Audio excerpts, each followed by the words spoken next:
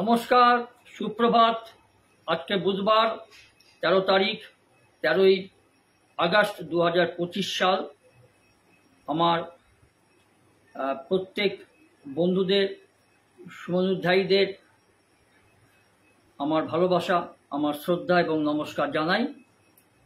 আশা করি গত রাতে সকলের সুনিদ্রা হয়েছে।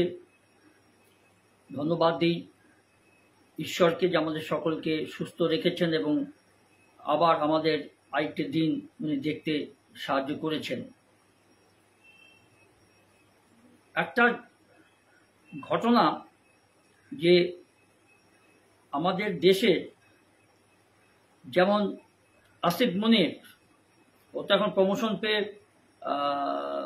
পাকিস্তানের আর্মির সেনাধিনায়ক সর্বোচ্চ পদে উন্নীত হয়েছে এবং সে আমেরিকায় গেছে। আমেরিকার প্রেসিডেন্ট ট্রাম্পের মদত অবশ্যই আছে। ওই মানুষটা কতদিন ওই পদে থাকবে সেটাও সন্দেহ আছে। মতিভ্রম হয়েছে, বয়স হয়েছে প্রায় 80-র কাছাকাছি, 76+ মনে হয়। উল্টোপাল্টা বকা শুরু করেছে। সেইখানে মুনিরকে ডেকেছে, পাকিস্তানের জেনারেল, সামরিক বাহিনীর জেনারেলকে ডেকেছে এবং সেখান থেকে সে হুমকি দিচ্ছে ভারতকে, যে ভারতকে হুমকি দিচ্ছে যে সে তাদের কাছে নাকি অনেক ভালো ভালো পরমাণু বোমা আছে, ভারতকে উড়িয়ে দেবে 1 সেকেন্ডে। আর সিন্ধুর যে জল ভারত আটকেছে সেটাও তারা আদায় করে নেবে। আর ভারত যদি সেখানে বাঁধ দেয়, সে পরমাণু বোমা অ্যাটাক করে সেই বাঁধ উড়িয়ে দেবে। এত বড় স্পর্ধা এই পাকিস্তানের মুনির পেল কোথা থেকে? অ্যাকচুয়ালি পাকিস্তানের এই আসিফ মনির এ তো এক প্রকার জঙ্গি, ডেফিনেটলি ও টেরোরিস্ট। পাকিস্তানের মতো দেশ বলেই ওকে ওই পদে উন্নীত করেছে। কোনো সভ্য দেশ কখনো ওই রকম জায়গায় একজন বিদ্রোহীকে বা একজন জঙ্গিকে কখনো প্রমোশন দেবে না। যাই হোক, সে তো ফাঁকা আওয়াজ। ভারতের একটা গলতি হয়েছে, ভারতের একটা ভুল হয়েছে, সে স্বীকার করুক, অস্বীকার করুক বা নাই করুক, আমেরিকার ভয়ে হোক বা আমেরিকার প্রেসিডেন্ট ট্রাম্পের প্রভাবে হোক, সিজ ফায়ারটা করে নেওয়াটা ঠিক হয়নি। সুযোগ ছিল পাক অধিকৃত কাশ্মীর দখল করার। তারপরে যা হয় হোক, সেটা তো করেনি ভারত। তার মাসুল তো আমি আগেও আমার ভিডিওতে বলেছি, মাসুল ভারতকে দিতে হবে। দেওয়া শুরু হয়েছে মাসুল। কাশ্মীরের কুপওয়ারা সেক্টর মনে হচ্ছে খুব সম্ভব, সেখানে এখন নাইট কারফিউ জারি করা হয়েছে। হয়তো ভারতীয় সেনাও সেখানে পৌঁছে গেছে। কিছু একটা ঘটনা ঘটেছে, আজকে সকালবেলা খবরে দেখছিলাম। হবে, এরকম হবে। পাকিস্তান কখনো শুধরাবে না। আর ভারত আমেরিকার ভয়ে যুদ্ধটা বন্ধ করে দিল। পাক অধিকৃত কাশ্মীরটা সুযোগ ছিল দখল করে নেওয়ার পর তুমি যুদ্ধবিরতি করো। তা মানুষের মধ্যে সন্দেহ থাকবে। তুমি যতই অস্বীকার করো যে না পাকিস্তানে এই আমেরিকার ভয়ে বা আমেরিকার কোনো মধ্যস্থতায় বা আমেরিকার কোনো কথাতে আমরা সিজ ফায়ার করিনি, তবু একটা সন্দেহ থেকে যায়। যাই হোক, সেটা অন্য প্রসঙ্গ। এই কথাটা বললাম কেন? আমাদের দেশের বা আমাদের রাজ্যের, বিশেষ করে বলি, রোহিঙ্গা বাংলাদেশি 2026 সালে ভোটের প্রাক্কালে কথাটা বলছি। এই রোহিঙ্গা বাংলাদেশি পরিস্থিতি কিন্তু খুব খারাপ। এটা কিন্তু মায়ানমার, আগে ছিল রেঙ্গুন, বার্মি, সেটা বার্মার অধিবাসী এরা। কিন্তু এরা কি করেছে, ওখান থেকে কক্সবাজারে এসে কিছুদিন থাকলো, বেশ কয়েক বছর, সেখান থেকে বাংলা শিখে নিল। কয়েক হাজার, 15 থেকে 20 হাজারের মতো। তারপরে কিছু থেকে গেছে কক্সবাজারে, আর কিছু ওই কক্সবাজার সমুদ্র পেরিয়ে কোনোভাবে হোক, পাকিস্তানের মদতে হোক বা বাংলাদেশের মদতে হোক, বাংলাদেশের কক্সবাজারের কথা বলছি, আমি গেছি সেখানটা, চারদিকে চট্টগ্রাম পার্বত্য এলাকা, সুন্দর সি বিচ, এবং সেখানে কিন্তু কিছু বিদ্রোহ গোষ্ঠীর ওখানে ট্রেনিং হয়, ক্যাম্প আছে। সেখান থেকে বেশ কয়েক হাজার রোহিঙ্গা আমাদের পশ্চিমবঙ্গে প্রবেশ করেছে এবং বারুইপুর বলুন, সন্দেশখালী বলুন, হিঙ্গলগঞ্জ বলুন, সোনারপুর বলুন, গোসাবা বলুন, ইত্যাদি জায়গাগুলোতে উত্তর 24 পরগনা, দক্ষিণ 24 পরগনায় এরা ঘাঁটি গেড়ে ঘরবাড়ি ওরা বানিয়ে ফেলেছে। তার জন্য আমাদের রাজ্যের মদত আছে, প্রভাবশালী ব্যক্তিদের মদত আছে। তাদেরকে জালি ভোটার কার্ড এবং আধার কার্ড দিয়ে দেওয়া হয়েছে বানিয়ে, এবং তাদের মধ্যে কিছু আবার ভালো বাংলা শিখে নিয়েছে। ওরা এত বছর এখানে আছে, বাংলা শিখে নিয়েছে ওরা, কিন্তু অ্যাকচুয়ালি ওরা বার্মিজ। বার্মা আমি গেছি যখন আমি নাগাল্যান্ডে চাকরি করতাম, তখন তো রেঙ্গুন ছিল, এখন তো সেখানে সামরিক বাহিনী ক্ষমতা দখল করেছে। আর প্রাক্তন যে প্রেসিডেন্ট ছিল তাকে তো জেলে বন্দি করে দিয়েছে, সেই মহিলাটিকে, যে নোবেল পুরস্কার প্রাপ্ত হয়েছে। এবং তাদের সেই বিরুদ্ধে রোহিঙ্গারাও সেনাবাহিনীর বিরুদ্ধে ওখানে বিদ্রোহ করে লড়াই করছে। সেই রোহিঙ্গা এরা যেহেতু বাংলাদেশ থেকে, বাংলাদেশি রোহিঙ্গাই বলা হচ্ছে, এবং এরা কয়েক হাজার আমাদের সন্দেশকারীর কাদের মোল্লা, শেখ শাহজাহানের মতো এরকম দুষ্কৃতিকারী সমাজ বিরোধীদের প্রশ্রয়ে তারা এখানে ঘাঁটি গেড়ে গেছে। এবং তার সঙ্গে তো নিশ্চয়ই প্রশাসনের কিছুটা মদত বলুন বা সাহায্য থাকতেও পারে, মানে সেই লোকদের, তাদের লোকদের আর কি, প্রভাবশালী নেতাদের। তাদের ভোটটাতে অনেক রোহিঙ্গা অনুপ্রবেশকারী বাংলাদেশি ভারতীয় পরিচয়পত্র বানিয়ে জালি ভোট দিয়েছে। যতই আমি চিৎকার করি, চিল্লাচিল্লি করি না কেন, এটা ঘটনা। আর নির্বাচন কমিশনার আরেকটা কথা জানিয়ে রাখি, তড়িঘড়ি করে আমাদের মুখ্য সচিব পন্থকে ডেকে পাঠিয়েছে। তিনি তার চাকরি বাঁচানোর জন্য সঙ্গে সঙ্গে দিল্লি পৌঁছে গেছেন। বিকেল 5টার সময় আজকে তাকে দেখা করতে বলেছে। কারণ 4 জন সরকারি বিএলআরকে নির্বাচন কমিশনার অসৎ কাজের জন্য, কর্তব্যের গাফিলতির জন্য সাসপেন্ড করতে বলেছে, এফআইআর দায়ের করতে বলেছে, কিন্তু করা হয়নি। এখন দেখা যাক পন্থ কি করে, আমাদের মুখ্য সচিব, যাকে বলা হয় cabinet secretary, CS, IAS officer, ভদ্রলোক, শিক্ষিত লোক, কিন্তু তার চাকরিটা তো আমাদের রাজ্য সরকার বাঁচাতে পারবে না যদি নির্বাচন কমিশন যদি মনে করে তার হাত অনেকটা লম্বা। যাক, দেখা যাক পন্থ কি করে, কেন সে ব্যবস্থা নেয়নি। সে তো ব্যবস্থা নেয়নি, তার কারণই আছে, সেটা সকলেই জানি আমি। তো যেরকম আইএস বা আইপিএস অফিসারদের সম্মানতন্ত্র নিজেদের রাখা দরকার।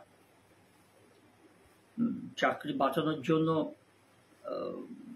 বেআইনি কাজের মাথা নত করা, খুব সম্মান নষ্ট হয় নিজেদের। একজন আইএস বা আইপিএস এই ধরনের উচ্চ পদাধিকারীদের একটা সম্মানের ব্যাপার থাকে, যেটা বিগত কয়েক বছর আগে দেখিয়েছিলেন নির্বাচন কমিশন মীরা পান্ডে। কড়া হাতে সামরিক বাহিনী দিয়ে নির্বাচনটা করিয়েছিলেন। তখন রাজ্য সরকারের সঙ্গে একটা সংঘাত হয়েছিল, একদম সুপ্রিম কোর্ট পর্যন্ত গিয়েছিল, মীরা পান্ডে জিতেছিলেন। এই ধরনের আইএস অফিসার দরকার। তবে এরকম কজন আইপিএস বা আইএস অফিসারের ঘাড়ে কটা মাথা আছে যে এরকম মেরুদণ্ড সোজা রেখে প্রশাসনিক কাজে সিদ্ধান্ত নিতে পারে। তো এই রোহিঙ্গা চারদিকে ছড়িয়ে আছে, বসত বাড়ি পেয়ে গেছে, এবং সেই সন্দেশকারীর মনে আছে আপনার শেখ শাহজাহান, সিপিএমের আমলে, বামফ্রন্ট আমলে, সেই ট্রেকারে পিছনে দাঁড়িয়ে ট্রেকার যাত্রীদের কাছ থেকে ভাড়া নিত। সেই লোকটা আজকে কয়েকশো কোটি টাকা মালিক, তার নামে সন্দেশকারীদের বিরাট মার্কেট, প্রায় 4-5টা থেকে একাধিক তার ইট ভাটা আছে, আর তো অনেক কিছু তার ব্যবসা আছে, অস্ত্র ব্যবসা থেকে শুরু করে সব কিছুই আছে। নাগাল্যান্ড থেকে সে জালিয়াতি করে অস্ত্রের লাইসেন্স আদায় করেছিল, নিজের নামটা মনে সই করতে পারে না। সেই শেখ শাহজাহান, সে একটা রাজনৈতিক দলের 3 জন কর্মীকে এই রোহিঙ্গা বাংলাদেশিদের নিয়ে গিয়ে বনের মধ্যে গিয়ে, জঙ্গলের মধ্যে গিয়ে গুলি করে মেরে দিয়েছিল। অপরাধ কি? তারা বিরুদ্ধ পার্টির কর্মী। তার স্ত্রী প্রায় আসেন, প্রতিমা মণ্ডল, উনি তখন ওখানে থাকেন না ভয়ে, ছেলে কিন্তু উনি বাড়ির উপরে কোনো আত্মীয়র বাড়িতে আছেন। এই নিয়ে আমি আপনাদের একটা আজকে বলবো, এটা মাত্র একটা উদাহরণ দিচ্ছি। এরকম ঘটনা কয়েক হাজার ঘটে গেছে, ঘটছে, যদি স্টেপ না হয় ভবিষ্যতেও ঘটবে। তারই একটা মাত্র উদাহরণ আমি দিই, মানে সমুদ্র থেকে এক বালতি জল তোলার মতো আর কি। ভাবলাম এটা একটু শেয়ার করি আপনাদের সঙ্গে, দরকার শেয়ার করা। হয়তো আগে করলে ভালো হতো, তখন অতটা আমি গ্রাহ্য করিনি, কিন্তু এখন ভাবছি একটু করে দিই। একটা উদাহরণ দিই, তাহলে বোঝা যাবে যে এরকম ঘটনা ঘটছে, ধরাও পড়ছে, রাজ্য সরকারের পুলিশও ধরছে, একদম জলজ্যান্ত। বাংলাদেশি রোহিঙ্গা মুসলিম কি করছে এই দেশে এসে, ডেফিনেটলি বলতে পারেন যে কেন্দ্রীয় সরকারের বর্ডার সিকিউরিটি ফোর্স কি করেছিল, বর্ডার সিকিউরিটি ফোর্সের গাফিলতি অবশ্যই আছে। কি করে তারা বর্ডার পেরিয়ে দেশে আসছে, একবার এদেশে দালাল দিয়ে চলে আসছে, আসার পর বাকিটা তো শাসক দলের প্রভাবশালী কিছু অসৎ নেতা নেত্রীরা কেসটাকে টেক আপ করে প্রভাব খাটিয়ে তাদের পরিচয়পত্র তৈরি করে দিচ্ছে, পরবর্তীতে তারাই আবার ওই বিশিষ্ট রাজনৈতিক দলের পক্ষে ভোটটা দিচ্ছে। যতটুকু এটা অভিযোগ শোনা যাচ্ছে আর কি, এটা আমার কথা নয়, এটা সংবাদ মাধ্যমে বেরিয়েছে, কি বলে দূরদর্শন টিভিতেও এগুলো প্রচার হয়েছে আর কি। তো সেরকমই একটা দেখাবো তারা কি করছে, নিজের শ্বশুরকে বাবা সাজাচ্ছে বা নিজের শাশুড়িকে মা সাজাচ্ছে, সাজিয়ে আধার কার্ড এবং ভোটার কার্ড বানিয়ে নিচ্ছে, নিয়ে দেশের মেয়েকে বিয়ে করছে। এর মধ্যে কয়েকজন কি করে যখন ধরা পড়ার ভয়ে ওই শাশুড়িকে বা মাকে বা বউকে বা পুত্র সন্তানদের ছেড়ে দিয়ে আবার বাংলাদেশে পালিয়ে গেছে, আর কিছু ধরা পড়েছে। এটা ছড়িয়ে আছে একদম কাকদ্বীপ থেকে, গোসাবা থেকে শুরু করে সুন্দরবন, হিঙ্গলগঞ্জ থেকে শুরু করে বারুইপুর, সোনারপুর, মানে গোটা উত্তর 24 পরগনা, দক্ষিণ 24 পরগনা। আর শ্বশুরকে বাবা সাজিয়ে ধৃত বাংলাদেশি এরকম ধরা পড়ছে, শাশুড়িকে মা সাজিয়ে। কি পরিস্থিতি! এই শেখ শাহজাহান, কালকে দেখছিলাম আমি রিপাবলিক বাংলা টিভি চ্যানেলে, যে এই শেখ শাহজাহানের ইটভাটা আছে নিজস্ব, লোকের জমি দখল করে ইটভাটা তৈরি করেছিল। এই শেখ শাহজাহানের ইটভাটাতে প্রচুর বাংলাদেশি রোহিঙ্গা অবৈধভাবে এসে ওখানে কাজ করে এবং তাদেরকে দিয়ে দুষ্কৃতিমূলক বা সমাজবিরোধীমূলক কাজ করানো হয়েছে। সেটা কালকে একজন স্বীকারোক্তি দিচ্ছিলেন, সে ওই রোহিঙ্গা তার জামাই হয়, নিয়ে গিয়ে দেখাচ্ছিল সাংবাদিককে, এই তার ঘর, এখানে আমার জমির উপরে ছিল, সেটা এখন সরকারি জমি, আর সরকারি জমির উপর ঘর করে দিয়েছে শেখ শাহজাহান। যেহেতু তার হয়ে তারা খুন খারাপি করেছে, লুটপাট চালিয়েছে, তাদের পুরস্কার স্বরূপ অসংখ্য রোহিঙ্গা বাংলাদেশিদেরকে বিনামূল্যে বাড়ি বা জমি দান করেছে শেখ শাহজাহান। যদি এখন জেলে আছে, ফাঁসি হলে উপযুক্ত শাস্তি হয়, ফাঁসি হবে কিনা জানি না, তো দেখা যাক। না হলে আমাদের মতো বাঙালিদের, সে আমরা ভেত বাঙালি হই, ভণ্ড বাঙালি হই বা সাধু বাঙালি হই, কপাল কিন্তু পূর্বে। আমরা মরে গেলে বা আমাদের পূর্বপুরুষ মারা গেলে পরের জেনারেশন কিন্তু এ পস্তাবে, এটা মনে রাখা দরকার আমাদের। আমি যেটা বলছি, দেগঙ্গা এবং গোসাবা বাংলাদেশি এবং রোহিঙ্গা অনুপ্রবেশ নিয়ে বিতর্কের মধ্যে রাজ্যের 2 জেলা থেকে ধরা পড়লো 2 বাংলাদেশি অনুপ্রবেশকারী। এরকম হাজার হাজার অনুপ্রবেশকারী ধরা পড়ছে। তার মধ্যে আমি একটা ওই সমুদ্রের হিমাশৈলের চূড়া বলতে যা বোঝায়, বা সমুদ্র থেকে এক বালতি জল তুলে নেওয়ার মতো একটা ঘটনা, তার মধ্যে একটা উদাহরণ আমি দিই আপনাদের। উত্তর 24 পরগনার দেগঙ্গার শ্বশুরকে নিজের বাবা সাজিয়ে ভোটার কার্ড বানাতে গিয়ে হাতে নাতে ধরা পড়ল একজন বাংলাদেশি। আমি আবারও বলছি, এটা একটা উদাহরণ। হাজার হাজার ধরা পড়ছে, আমার এই ভিডিও করার আগে ধরা পড়েছে, ভবিষ্যতে ধরা পড়বে, এখনো পড়ছে, গ্রেপ্তার করা হচ্ছে, হাজতবাস করা হচ্ছে, কেস চলছে। প্রচুর প্রচুর এরকম বাংলাদেশি বর্ডার পেরিয়ে অবৈধভাবে এখানে বাস করছে 20 বছর, 25 বছর, 30 বছর ধরে। তাদের ছেলে মানে বড় হয়ে গেছে আর স্কুল কলেজে যাতায়াত করছে। বুঝুন ব্যাপারটা কি। আর এক শ্রেণীর লোক আছে, তাদের বাঁচানোর চেষ্টা করছে, যেটা বরাবরই করে এসছে, এখনো করছে, ভবিষ্যতেও করবে। এই পরিস্থিতি দেশের নিরাপত্তার পক্ষে খুব খারাপ, অশনি সংকেত। গত 25 বছর ধরে এই ভারতে বেআইনিভাবে বসবাস করছে তারা। একইভাবে দালাল মারফত 5,000 টাকা খরচ করে সীমান্ত পেরিয়ে দেশে ঢোকার পরে সুন্দরবনের গোসাবায় ইতিমধ্যে ঘর সংসার পেতে বসেছিল আরেক বাংলাদেশি অনুপ্রবেশকারী। এ তো 5,000 দিয়েছে, এরকম 5,000, 10,000, 15,000, 20,000 টাকার অঙ্কের হিসাব নেই। আর এটা যারা করে দিয়েছে তারা কিন্তু আমাদের ভারতবাসী, আমাদের বাংলাভাষী, যে বাংলা ভাষা নিয়ে আমরা আন্দোলন করছি। এইগুলো করে দেওয়ার মূল্যে কিন্তু ধরা পড়েছে যারা জালিয়াতি করে আধার কার্ড করে দিচ্ছে, জেনে শুনে করে দিচ্ছে, তারা কিন্তু ভারতের নাগরিক, তারা বাংলাভাষী, এইটুকু বলতে পারি। এবং গোপন সূত্রে যেটা খবর পেয়ে অভিযান চালিয়েছিল এবং তাকে গ্রেপ্তার করেছে পুলিশ, রাজ্য সরকার পুলিশ। গত কয়েক সপ্তাহ রাজ্যের বিভিন্ন প্রান্তে একের পর এক বাংলাদেশি অনুপ্রবেশকারী ধরা পড়ায় উদ্বিগ্ন রাজ্য প্রশাসন। দেখুন, একটা কথা মা ঠাকুমার কাছে আমরা শুনেছিলাম, যেমন কর্ম করবে তার ফল ভুগতে হবে।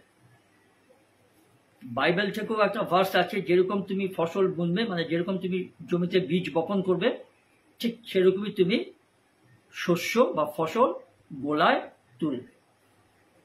তার পরিণতি এই এখন শুরু হয়েছে। আমি এর আগেও ভিডিওতে বলেছি যে ইতিহাস কখনো ক্ষমা করবে না। অপকর্মের প্রতিফল বা ফল বা রেজাল্ট অবশ্যই পাওয়া যাবে, সেটা 1 বছর আগে হোক, 10 বছর পরে হোক। ভুগবে কে? Next generation ভুগবে।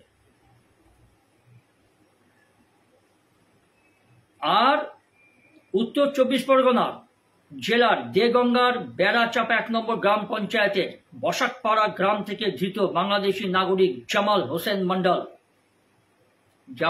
মন্ডল, তিনি কি করেছেন? পুলিশের জেরা মুখে স্বীকার করে নিয়েছে যে শ্বশুরকে নিজের জন্মদাতা বাবা সাজিয়ে সে ভারতীয় ভোটার তালিকার নাম তুলেছিল। মাত্র 6 বছর বয়সে জামাল বাবার সঙ্গে ভারতে আসে এবং প্রথমে থাকতো নদিয়ার, উত্তর 24 পরগনা নদিয়া। আর তারপরে দেগঙ্গার বসাকপাড়ায় বসবাস শুরু করে। কি করে শুরু করলো নদিয়া থেকে বসাকপাড়ায়, আপনার ভেবে নিন। আর এই যে নদিয়ার এদেশে পাকাপাকি বসবাস শুরু করার পরে পড়শি এক যুবতীকে বিয়েও করে ফেলেছে এই জামাল হোসেন মন্ডল, বুঝেছেন? শেষের দিকে মন্ডল পদবিটা আছে। আর কিন্তু ভারতীয় হতে গেলে দরকার প্রমাণপত্র। এর জন্য জামাল তার স্ত্রী মনোয়ারা বিবির বাবা আকবর আলীকে নিজের বাবা সাজিয়ে ভোটার কার্ডে নাম তোলে, যদিও তার আগেই তার বাবার মৃত্যু হয়। হাজার হাজার ঘটনা। এখন শ্বশুরকে বাবা সাজিয়েছে, এর আগে ধরা পড়েছে শাশুড়িকে মা সাজিয়ে ভোটার কার্ড বানিয়েছে, আধার কার্ড বানিয়েছে, সেই শাশুড়ি স্বীকারও করেছে। তখন সাংবাদিক সেখানে গিয়ে জেরা করেছে, স্বীকার করেছে, ধরা পড়েছে। আর কিছু আগে থেকে টের পেয়ে গেছে, ওই বউ বাচ্চা ছেড়ে দিয়ে পালিয়েও গেছে বাংলাদেশে। জামালের স্বীকারোক্তি, বাবার সঙ্গে এখানে চলে এসেছিলাম, তবে বছর 15 আগে শ্বশুরের নাম দিয়ে ভোটার কার্ড তৈরি করেছি, স্বীকার করছে। আমি কালকে দেখছিলাম একটা বৈদ্যুতিক চ্যানেলে, তাকে পুলিশের গাড়িতে হাতকড়া পরিয়ে বসে রেখেছে, লুঙ্গি পরা, আর গায়ে বোধহয় একটা গেঞ্জি টাইপের আছে, পরিষ্কার স্বীকার করল। এবং সে তাদের কাজ কি, তার মতো আরো কয়েক হাজার ওই দক্ষিণ 24 পরগনার সন্দেশখালীর অবৈধ জমিতে ইটভাটাতে শ্রমিক হিসেবে কাজ করত। শুধু শ্রমিক হিসেবে কাজ করতো না, সে মালিকের হয়ে অনেক দুষ্কর্ম তারা করেছে। খুন খারাপি, লুটপাট থেকে শুরু করে, লুটপাট রাজ থেকে শুরু করে, বিশেষ করে হিন্দু গৃহবধূদেরকে তুলে নিয়ে এসে পিঠামাও নাম করে যা যা করার করেছে। এসব কাজে এইসব বাংলাদেশি রোহিঙ্গা জড়িত, এটুকু অভিযোগ পাওয়া যাচ্ছে। এই জামাল কি স্বীকার করেছে? যে জামালের শাশুড়ি মাফুরা বিবিও তার স্বামীর প্রমাণ নিয়ে জামাই ভোটার কার্ড তৈরি করেছে বলে স্বীকার করে নিয়েছে, শাশুড়ও স্বীকার করেছে, হ্যাঁ জামাই কার্ড এই সুকর্মটা করেছে। আর ভোটার কার্ডের জামাল ও তার স্ত্রী মনোহরা বিবি দুজনেরই বাবার নাম লেখা রয়েছে আকবর আলী। উপায় নেই। গোয়েন্দাদের একটা নিয়ম আছে কি জানেন, যে যতই ধূর্ত ক্রিমিনাল হোক, দুষ্কৃতিকারীরা অপকর্ম করার পর কোনো মানে খুনকারী বা সমাজবিধিমূলক কাজ করে যাওয়ার পর কিছুটা প্রমাণ নিজের অজান্তে রেখে দিয়ে যায়। এখানে ঠিক তাই হয়েছে। দুজনের বাবার নামটা একই বসিয়েছে। সে শ্বশুর কি নিজের বাবা বিচার্য পড়ে, নামটা কিন্তু এক। আর ঠিকানাও এক। রবিবার বিষয়টি প্রকাশ্যে আসতেই এলাকা রীতিমতো শোরগোল পড়ে যায়। কার সাহায্যে কিভাবে বেআইনিভাবে এই দেশের ভোটার কার্ড বানিয়েছিল জামাল, পুলিশ তার তদন্ত শুরু করেছে। ঠকবাজতে গা উজাড় হয়ে যাবে, ঠকবাজতে গা উজাড় হয়ে যাবে। কি বাঁচবে? একটা কথা তোমরা পড়েছি না, যে ঠক বাঁচতে গা উজাড় হয়ে যাবে। কোনায় কোনায়, আনাচে আনাচে রোহিঙ্গা বাংলাদেশি বসস্থান। সল্টলেক, উত্তর 24 পরগনা, কলকাতার একদম পার্শ্ববর্তী সল্টলেকে খালের ধারে প্রচুর রোহিঙ্গাদের মানে অস্থায়ী বাড়ি আর কি করে এলো, কি করে বসতি স্থাপন করলো, কি করে পরিচয়পত্রগুলো তৈরি করলো, ভোটার কার্ড, আধার কার্ড, এমনকি শংসাপত্র পর্যন্ত, মানে বার্থ সার্টিফিকেট। দেখা যাক, এই যে অভিযোগগুলো উঠছে, ধরাও পড়ছে, কিছু তো সত্য বটে। আমরা দেখতে থাকি। আমরা বাঙালি, বাংলা ভাষায় আমরা আন্দোলন করছি, বাংলা ভাষা আমাদের ভাষা। তবে মনে রাখতে হবে যে শেখ হাসিনা বাংলাদেশের প্রাক্তন প্রধান, সেও বাংলায় কথা বলে, খালেদা জিয়াও বাংলায় কথা বলে, জিয়াউর রহমানও বাংলায় কথা বলতেন। এখন যে জামাতির ইসলাম, ভারত বিদ্বেষী, পাকিস্তানপন্থী, উগ্রপন্থীর দল, তারাও বাংলায় কথা বলে। তার মানে কি তারা বাঙালি? খালেদা জিয়ার ছেলে যে ইংল্যান্ডে বিশাল বাড়িটারি বানিয়ে আছে, সেও বাংলায় কথা বলে। মোহাম্মদ ইউনিস একদম ভারত বিদ্বেষী অসৎ লোক, নিজের এনজিও দিয়ে কোটি কোটি টাকা এখনো ঝেড়ে চলেছেন।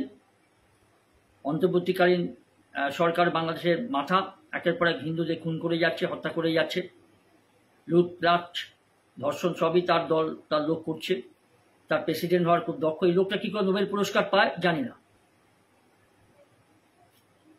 একদম অসৎ লোক। একে জেলে ঢুকিয়ে দিয়েছিল, কেস হয়েছিল শেখ হাসিনা সময়, আবার পালা বদলে গেল, সেও জেল থেকে বেরিয়ে এলো। আর 10 জন, আর কয়েক হাজার দুষ্কৃতিকারী জঙ্গিদের মতো। সেও বাংলায় কথা বলে। সে বর্ধমানে তার শ্বশুর বাড়ি। তা বলে কি এরা ভারতীয়? তা বলে কি এরা পশ্চিমবঙ্গের Bengali? That is the question. সে উত্তর আপনারা দেবেন আমাকে ইনবক্সে। আর যে কথাটা বলছিলাম, যে কার সাহায্যে এরা বেআইনিভাবে দেশে এসে ভোটার কার্ড, আধার কার্ড, পরিচয়পত্র বানিয়েছে, রাজ্য সরকারের পুলিশ তদন্ত করছে, ধরেছে। স্থানীয় বিজেপি নেতৃত্বের দাবি যে সার বা স্পেশাল ইন্টেনসিভ রিভিশন, ওকে সার বলছে, অ্যাকচুয়ালি উচ্চারণ স্যারও হয়, SIR, যাই হোক সারই বলি, সব জালিয়াতি ধরা পড়ে যাবে, এটা বিজেপি রাজনৈতিক দলের নেতা নেত্রীরা বলছেন। আর সেই জন্য সার তৃণমূলের মাথা ব্যথার কারণ, তাদের কথা মাথা ব্যথা হয়ে দাঁড়িয়েছে। যদিও শাসক দলের নেতাদের দাবি, কেউ যদি অন্যায়ভাবে ভোটার কার্ডে নাম তুলে থাকে তবে তা জন্য আইন আছে, সেই মোতাবেক অভিযুক্তের বিরুদ্ধে ব্যবস্থা হবে। এর সাথে তৃণমূলের দলের নাম জড়ানোর কোনো মানে হয় না। এটা তৃণমূলের নেতারা বলছে, এদিকে বিজেপি নেতা নেত্রীরা বলছে। এটা দুই বিরোধী রাজনৈতিক দলের নেতা নেতা বলবেই, সেটা নিয়ে আমাদের অতটা মাথা ঘামানোর দরকার নেই। তবে একটা কথা বলি, যদি নির্বাচন কমিশন যে স্টেপ নিয়ে যাচ্ছে, যদি এটা শেষ পর্যন্ত ধরে রাখতে পারে, একটা দুর্ধর্ষ রিফরমেশন হবে, রিফর্ম। প্রচুর বিহারে কয়েক লক্ষ, 50 লক্ষ প্লাস জালি ভোটার, মানে তার মধ্যে মৃত ভোটার, অবৈধ ভোটার, এগুলো আছে, ইত্যাদি ইত্যাদি, বাতিল হয়েছে। তো এই special revision, intensive revision, special intensive revision sir, এখানে স্যার বলছে, আবার এটাকে অনেক সময় আমরা স্যার জানি, স্যার মানে টিচার বা কোনো সম্মানীয় ব্যক্তিকে আমরা স্যার বলে মানে সম্বোধন করি। যদি এটা ঠিক মতো হয়, প্রচুর জালি মাল একদম স্যাক হয়ে যাবে। জালি মাল বলতে বাধ্য হলাম। আর এটা যদি ধরা না পড়ে, যদি নিশ্চিত না করা যায়, আমাদের পশ্চিমবঙ্গে বাঙালিদের খুব বিপদ, এটাও বলে দিচ্ছি। কারণ এরা অধিকাংশই কিন্তু সমাজ বিরোধীমূলক কাজে লিপ্ত, আর তাকে এই কাজে লিপ্ত করার সুযোগটা করে দিয়েছে আমাদের ভারতবাসী। আর যারা সুযোগটা করে দিয়েছে এইসব ভারতবাসী, তারা অধিকাংশই কিন্তু বাংলায় কথা বলে। বাংলা ভাষী কিনা জানি না, কিন্তু বাংলায় কথা বলে। এটা হচ্ছে কথা, মোদ্দা কথা। গোসাবা থেকে ধৃত বাংলাদেশের খুলনা জেলার বাসিন্দা সিরাজ শেখ, এর একটা ঘটনা। 39 বছর বয়স। বছর 4 আগে বনগাঁ সীমান্ত পেরিয়ে এ দেশে ঢুকেছিল। পরবর্তী সময় ইটভাটার কাজ করার সুবাদে গোসাবা ব্লকের রাধানগর তারানগর গ্রাম পঞ্চায়েতের পূর্ব রাধানগর গ্রামের এক মহিলার সঙ্গে তার পরিচয় হয়। পরে ওই মহিলাকে সে বিয়ে করে। এগুলো ঘটনা। অন্তত পরে ধরে বিয়েটা করে তো দিতে হবে, নাহলে তো মুশকিল, শেল্টার পাবে না। আর তারপরে বাদ বাকি জালিয়াতি কাজ পরে হবে। আগে ভিড়টা তো তৈরি করুক, তারপর তো 1 তলা 2 তলা 3 তলা বাড়ি তৈরি করার ব্যাপার আছে। পরে ওই মহিলাকে সে বিয়ে করে, তারপর থেকে সে গোসাবায় থাকতে শুরু করে। দেখুন পরিস্থিতিটা। স্থানীয় লোকজন বুঝতেই পারেনি যে সে আদতে বাংলাদেশের বাসিন্দা। বুঝবে কি করে? বোঝার মতো চোখ থাকলে, মানুষের থাকলে না বুঝবে। এটা হয় কখনো? আমার বাড়ির পাশে একজন লোক হুট করে এলো, বিয়ে করলো, এইটুকু জানবো না? তা কি হয়?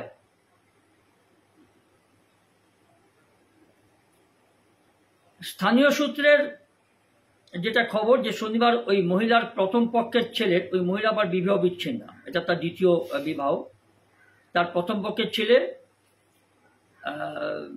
যখন ওখানে এসে এই সিএজের সঙ্গে ঝামেলা করে সৎ বাবার সঙ্গে, তখন পাশাপাশি খবরটা তখন জানাজানি হয়, নালে জানাজানি হতো না। পাকাপোক্তভাবেই পুরো খাঁটি বাংলাদেশি থেকে যেত। ওই গন্ডগোলটা হয়েছিল বলে সৎ ছেলের সঙ্গে কোনো একটা ব্যাপারে, হয়তো জমি জমা বা কিছু ব্যাপারে, তখনই ব্যাপারটা জানাজানি হয়। তখনকার স্থানীয় অধিবাসীরা ব্যাপারটা জানতে পারে। এগুলো কোনো কথা কি? এতদিন জানতে পারেনি, এখন জানা যাচ্ছে। এগুলো অনেক আগে ধরা উচিত ছিল না? আগে তো আমার দেশ, তারপর তো আমি বাঙালি, তারপর তো আমার রাজ্য। প্রথম তো আমি আগে ভারতবাসী, ভারতীয় নাগরিক। আমি আমার দেশের স্বার্থটাকে দেখব। যাক, এইগুলো তো তথ্য কথা, মানে ধার্মিক কথা আর কি। দেশ সেবা, দেশপ্রেমিক, দেশকে ভালোবাসি, অমুক তমুক, হেন তেন, যাই হোক, সেগুলোকে এখন চলে বলে কি জানি না। বাস্তবিক ক্ষেত্রে কতটুকু এর সত্যতা আছে, বাস্তবিকতা আছে, সে আপনারা বিচার করবেন। প্রচুর আমাকে ইনবক্সে দেয় অনেকে তার মেসেজ পাঠায়, তাদের বক্তব্য রাখে, আমি তার উত্তরটা দেওয়ার চেষ্টা করি। তৎক্ষণাৎ দিই, বাকি থাকলে পরে দিই। পরে মানে কয়েক ঘন্টা পর সকল কাজকর্ম সেরে। আমি কিন্তু কারোর প্রশ্নের উত্তরগুলো বাকি রাখি না, প্রচুর সময় আমি দিই এর পিছনে। আপনাদের প্রত্যেকটা প্রশ্নের উত্তর, প্রত্যেকটা মন্তব্যের উত্তর আমি দেশের বিভিন্ন প্রান্ত থেকেই আসে অবশ্য, এবং কিছু অনাবাসিক ভারতীয় আছে, ভালো চাকরি করেন তারা বিদেশে, তারাও আমাকে মেসেজ করে, আমি তাদের উত্তর দেওয়ার চেষ্টা করি। তাদেরও মনে অনেক উদ্বিগ্ন। আজকে তারা বিদেশে আছে, নিজের যোগ্যতায় আছেন, ভালো আছেন, সুখে আছেন, এটুকু তারা নিজেরাও মেসেজ করে, বলে।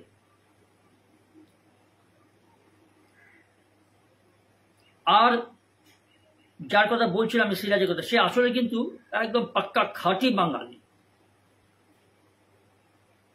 সেই খবর জানতে পেরে স্থানীয় সুন্দরবন উপকূল থানার পুলিশ শনিবার তাকে গ্রেপ্তার করে। এত বছর করেনি, 4-5 বছর 6 বছর থেকে গেছে এখানে। আর ধৃতকে রবিবার আলিপুর আদালতে তোলা হলে বিচারক 4 দিনের পুলিশ হেফাজতের নির্দেশ দেন। পুলিশ জানিয়েছে কি কারণে সে দেশে অবৈধভাবে ঢুকেছিল, তার সঙ্গে আর কারা ছিল তা জানার জন্য ধৃতকে জেরা করা হবে। ঠিক আছে, পুলিশ তার পুলিশের কাজ করবে নিশ্চয়ই, আমাদের রাজ্য সরকারই পুলিশ ধরছে। তারানগর গ্রাম পঞ্চায়েতের প্রধান পার্থসারথী মণ্ডল কি বলছেন শোনা যাক তার কথা। তিনি বলছেন যে ওই বাংলাদেশি আমাদের গ্রাম পঞ্চায়েতের এলাকায় এক মহিলাকে বিয়ে করে বসবাস করছিল, তার কাছে এই দেশের কোনো বৈধ পরিচয়পত্র ছিল না, যে কারণে পুলিশ তাকে গ্রেপ্তার করেছে, এইটুকু স্বীকার করেছে। তোবা, স্বীকার তো করেছে, তাকে তো প্রোটেকশন দেয়নি, মানে তার হয়ে তাকে বাঁচানোর কোনো চেষ্টা তিনি করেন। এরকম হলে আশা করি সব জালিমাল ধরা পড়বে, হয় জেলে যাবে, ওটার লিস্ট থেকে তাদের নাম বাদ পড়বে। প্রচুর লক্ষ লক্ষ এরকম জালি ভোটার তালিকায় আছে, যাদের স্বার্থে ঘা পড়বে তারা এটা নিয়ে আন্দোলন করবে। এখনো তো কেউ সেইভাবে বলছে না যে অবৈধ ভোটার হলে বাদ পড়ুক, ডাইরেক্ট এভাবে এখন বলছে না। কেন এইভাবে লাগাতার ভোটার বাদ পড়ছে, ভোটার তালিকা থেকে বেছে বেছে অমুক ভাষার লোককে বাদ দেওয়া হচ্ছে, এই ধরনের কথা উঠছে আর কি। কেন উঠছে সেটা আপনারাও জানেন, আমরাও জানি, ভুক্তভোগী তো আমরা, এই রাজ্যেরই বাসিন্দা। যাই হোক, ভবিষ্যৎ বলবে এর পরিণতি কি হবে আপনাদের এবং আমার বা আমাদের, আপনাদের জেনারেশন আর আমার জেনারেশন, বা আমরা আপনারা বেঁচে থাকতে থাকতে কি ভোগ করব সে উপরওয়ালা দেখবে। আজ এইটুকু, ভালো থাকবেন, সুস্থ থাকবেন।